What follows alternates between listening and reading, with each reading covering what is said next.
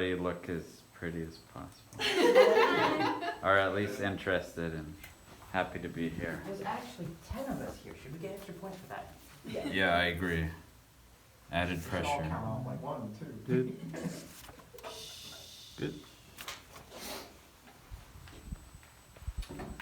Every human has a finite number of heartbeats, and I don't intend to waste any of mine running around doing exercises. Now, if I were to tell you that comical statement came from astronaut, someone that's supposed to have an infinite amount of wisdom that knows all, would you be a little surprised? Well, it came from none other than the moonwalking legend himself, Neil Armstrong. I guess it just goes to show that to be an astronaut, you don't have to be a genius. I mean, remember the female that put on the diapers and drove cross country to take out her jealous lover's girlfriend? Yeah, there's my point. Now, I'm not here to bash astronauts. No, not at all. Just trying to present the counterpoint to my argument, one that I hold very near and dear to my heart as a personal trainer of over 15 years, that exercise is absolutely crucial to life itself. Literally, it's crucial to my heart. And movement, torture, getting outdoors, jogging, whatever you call it, that's the way we evolved to move and be on our feet, constantly giving our body physical activity. We are hunters and gatherers. We had to survive using flight or fight. If we are sitters or loungers, recliners, we weren't lazy boys. If we did, we ended up someone else's dinner. So that's why it's crucial in today's day and age that we still get up and move as much as possible. It doesn't just add quantity to our life, it adds quality too. There's the old adage that came from some guy named Anonymous, I still don't know who that is, that says if you don't use it, you lose it. And if you don't move when you're a youth, when you're not a youth, you're going to be decrepit and in poor health, just sitting around waiting to die. The more you move as a child, the more quality of life you're going to have, and the more you're going to be able to do. Now, I understand laziness is a very, very attractive temptress. It's when you're sitting there on the couch, nothing feels quite as good as sitting on the couch. But we cannot give in to this temptation because exercise adds years to your lifespan, regardless of weight loss or bringing sexy back. No matter what, they've shown it adds up to a decade just by moving more. Now, what would that decade give you? What events would that allow you to be able to experience? Would it be the birth of a grandchild or the marriage of a son or daughter, another miraculous technological advancement? The Cubs, even the Browns winning a world championship. They won last night. It could happen.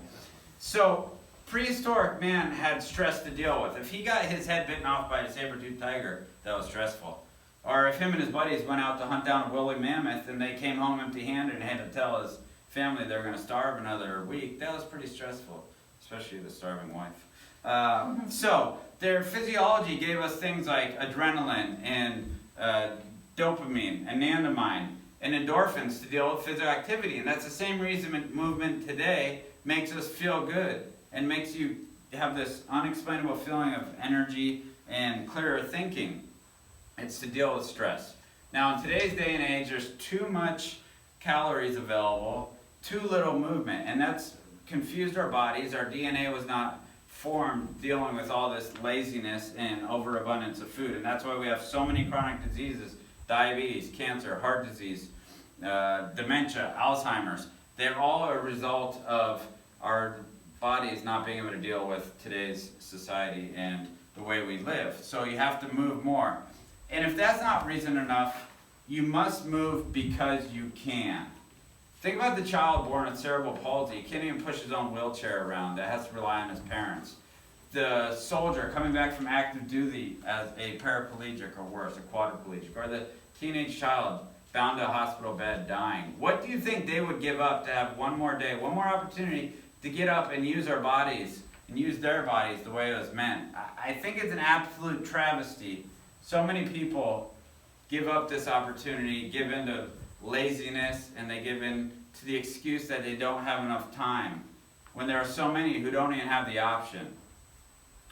So if nothing else, you have to do it for them. Do it because you can. Don't throw that gift away. I'm going to leave you with a quote by another pretty successful guy, entrepreneur, billionaire, Sir Charles Branson, who attributes physical activity and exercise to much of his success and believes it's one of the best tools we have to living the best life possible.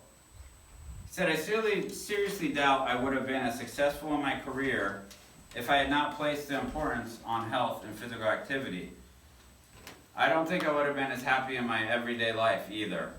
He said, make time. We have to. When I exercise, I have more energy. I feel like a kid again, young.